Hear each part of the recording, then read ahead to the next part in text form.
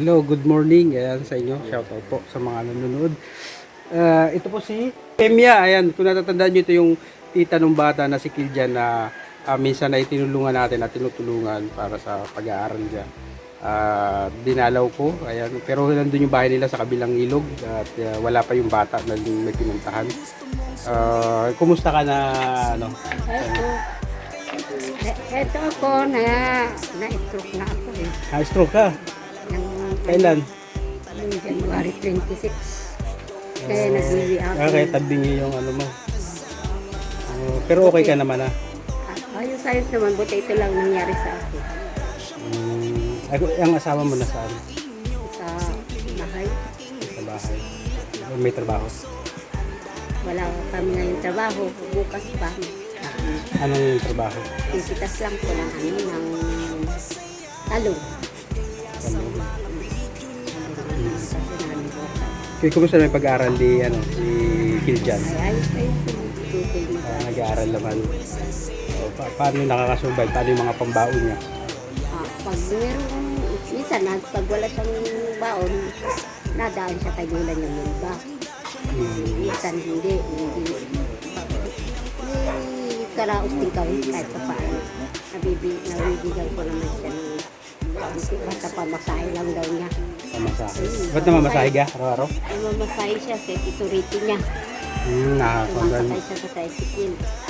Yun lang, para sa baon, kasay, kahit wala.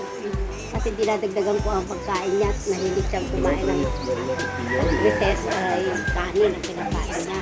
Kanin. Kanin, basta may lutang dalwa, lutang talong, lutang niya. Ito niya. So yun na yung pang-recess niya. Yung sa tangali.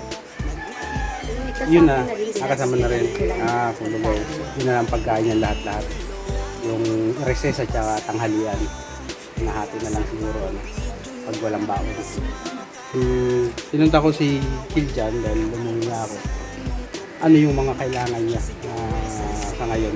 Tapos na yung school, di ba? Okay. Alam sa ating bata kung ano yung gusto niya. Okay. Ngayon, meron akong dala sa kanya na mga damit, mga damit na actually, hindi naman, bago pa siya, pero gamit na, kumbaga, dahil dinala ko na lang din kasi yung mga hindi nasusuot na ano, para eksakto yung kay Kiljan. Kaya sabi ko dali. Malaki na rin yung tutubig. Malaki na rin. Okay. Tapos may pasalubong akong chocolate at saka yung parang ang tawag dito yung pwedeng ipalaman sa tinapay pang merienda, baon niya. Kapag bakasyon naman eh. Pero ayun, so dahil wala si Kiljan, balikan ko na lang siguro mamaya pag pero ibibigay ko na rin siyempre yung dala ko para bitbitin mo na rin pa uwi. Salamat pala sa inyo sa tulong mo na ibigay sa aking mga aking pamangkin. Gawa ng ito, kahit paano, binigyan pa rin kami ng lakas sa loob, yung mga inaano sa amin ng mga aking pamangkin na nagsusuporta sa kanya, mga tita niya, para sa iyo din. Yun, sabi ko, pagbuti mo pag-aral mo, tutoy, at yan lang ang tanging ibibigay sa iyo. At wala akong ibibigay na iba, kundi yung pag-aaral mo. Yung magulang niya, kumusta yung ina? Nag-suporta ba? Yung ina niya ay wala pa siyang trabaho eh. Tatlo yung anak niya. Ay di, pag meron na sobra, napadalan sa amin. Kasi may sa ano rin siya eh. May pamilya. May pamilya rin siya. Ay di, hindi man regular na napapadala, nabibigyan. Minsan lang magpadala. Minsan. Gawa ng, sabi ko ay ganito, walang tutulong sa amin, kundi kami pa rin. Nagsisikap kami para may matugunan sa ating pamangkin. Tutoy nga, sabi ko kay Tutoy ay yan lang bigay ko sa iyo pag-aral mo at wala akong bibigay sa iyo, makasuporta lang ako sa iyo yung kailangan mo pagkain. Yung ganyan. Kung minsan niya, sabi niya, gusto niya may bike siya. Para hindi siya mamasahe. Para hindi na mamasahe kahit kahit ay mag-bike na lang pa uwi, Papasok. di, sabi ko, hindi, ipunin mo na lang pinakaano mo, ang baon mo, recess mo, ganun. Magtipid. Kumaga. Magtitipid daw siya. Hindi ko alam kung ano pa ang kuha niya sa buhay niya. Eh. Ganyan yung bata, hindi ko naman siya inaano. Na paano ko lang siya, nakasuporta lang ako sa kanya. Nagpapaalam siya, minsan palibasa, libang nga siya. Pagpunta dyan, hirap naman ika nung pinag-aaralan namin. Hirap din naman ika, wala din ano dito sa bahay.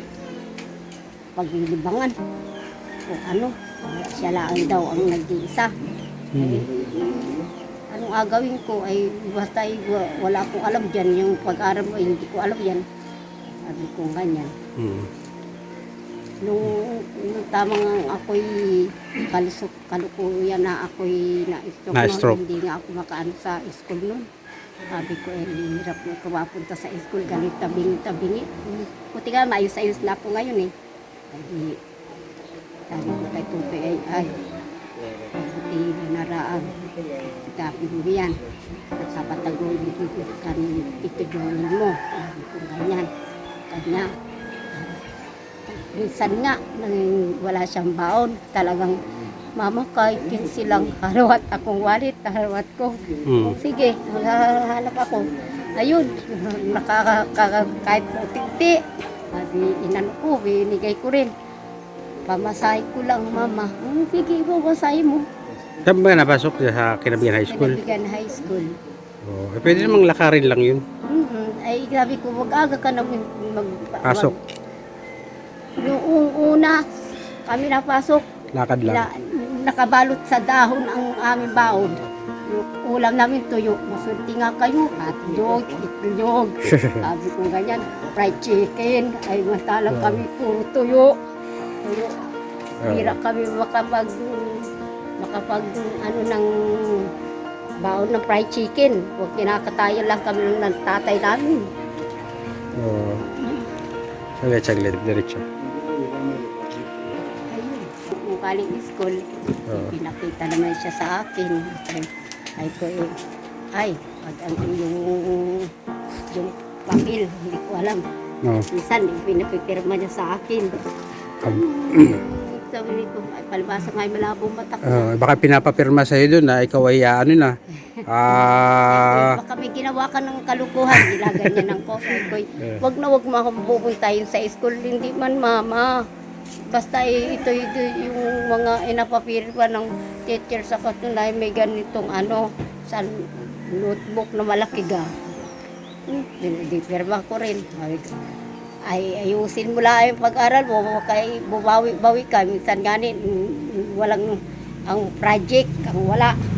Ang hirap naman kasi yung project, yung warka. Yung, bakit? Ba't wala? Walang maskara. project? Bakit walang project? Ay wala siyang, ang hirap daw, kahit isa nga sa kanila walang gumawa, ay hirap daw yung maskara.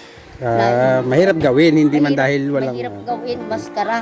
Ay sabi ko yung mga iba'y kawayan, may tula. Ilalagay niya, isusulat niya doon sa kawayan. Isang beses na talagang hindi siya absent. Kung nagtaka ako, may baon naman siya, bakit siya pinauwi ng teacher? Ang taas ng lagnat. Nilalagnat? Lagnat. Ay sabi niya, kahit siya nalagnat, gumawa siya talaga nung yung project niya. Gumawa. Sabi ko paano kung hindi ka nga hindi ka pasok ka ng pasok, ano nga ang pag-aaral mo? Ay yung project naman, pag hindi mo naman naayos yung project mo, di wala din. Doon lang nakuha sila ng mataas na marka. Sabi mo ganun. Mama, kawawa naman yung mga kaklase ko. Bakit? Paano kung tutugtog ako sila daw ikakanta. Mga kaklase niya dahil siya ang tumutugtog Ay sabi ko, ay di i-pray kita. Sabi ko naman sa kanya. Sana gumaling ako bukas para ako makasok. Tawa ng Diyos naman. Gumaling. Pasok din. Sabi ng Tita Michelle niya, huwag daw nga pumasok at baka mabantag. ay, sawa ng Diyos naman, di siya pumasok. Okay naman. Pasok, pagka-uwi ng hapon, mama wala nang lagnat, wala nang diretso na pasok niya. Ay, salamat naman. Yung, yung ano, yung may kanyang ama nag-suporta. Nagbigay kahit paano.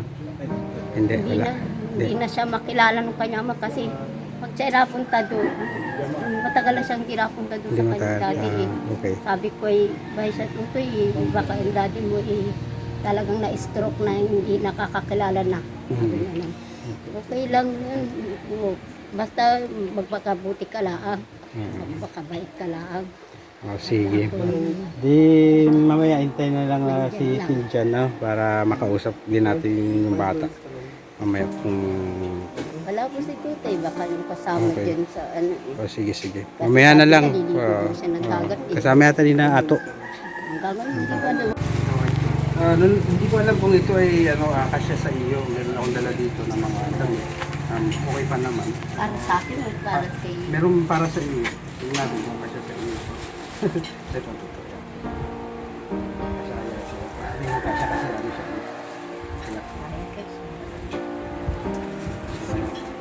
Tapos, ito, baka pwede rin kasya ito sa iyo. Pantalon, ay maliit.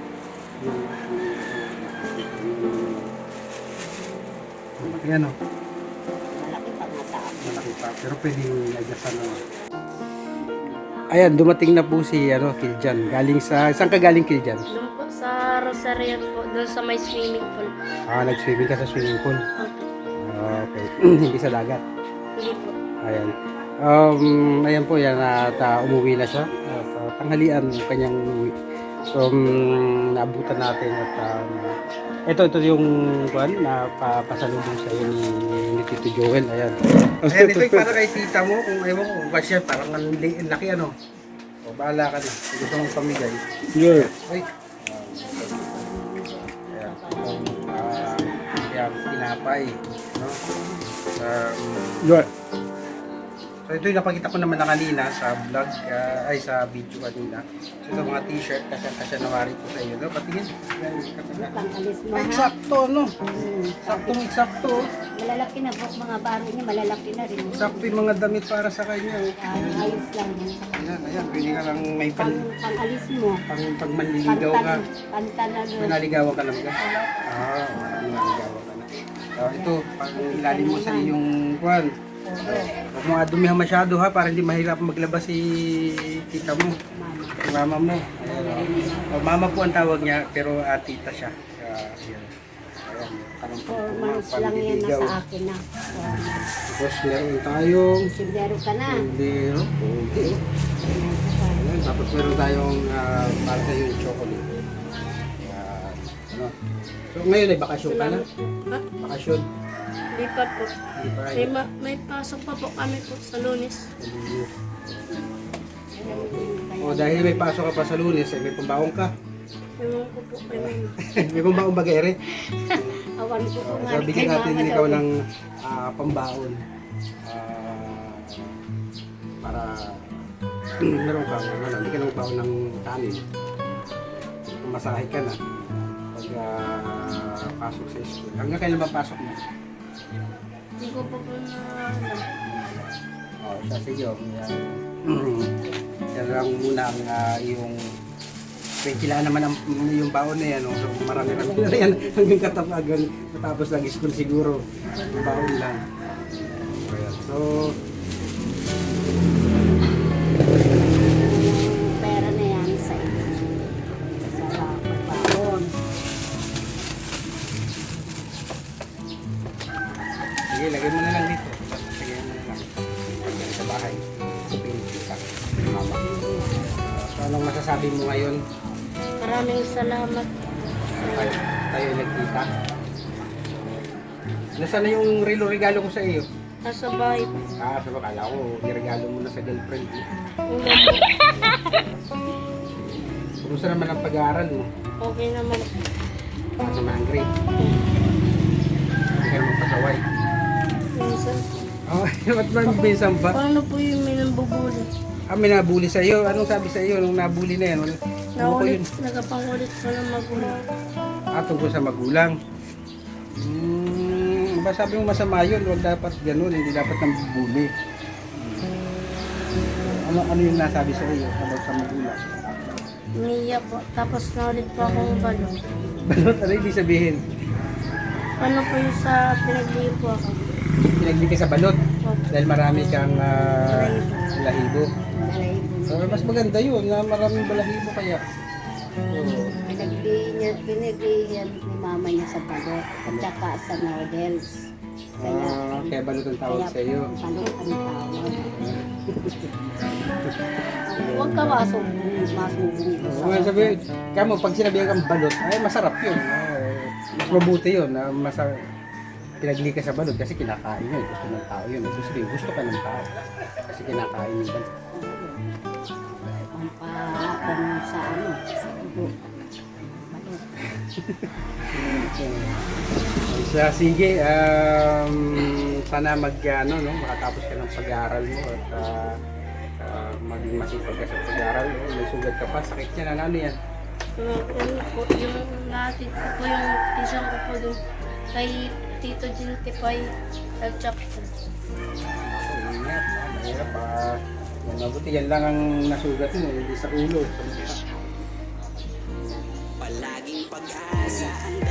So, sige, hindi nakita nang makapagpalit ka at makapagbihis, tingnan natin kung makakapunta pa ako dyan sa inyo para makita ko yung sige, makabait ka at saka yung mag-aral mabuti. Walang ibang tutulong sa'yo kundi sarili mo din lang.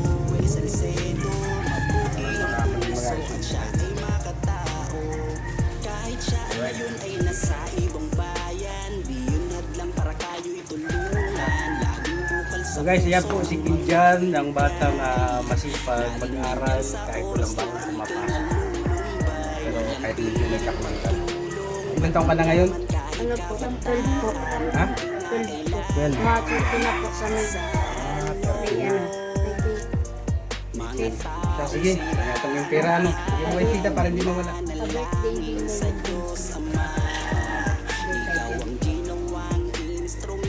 So, sige, thank you sa Salamat. Sa pagkain ko sa araw-araw. Tapos pinigay niyo. yeah, nakabait ka. Ayan po, si Kinjan at ang kanya pong tinuturing na ina na kanyang tiyan. Hanggang sa muli po. Bye-bye. Ciao. Arrivederci.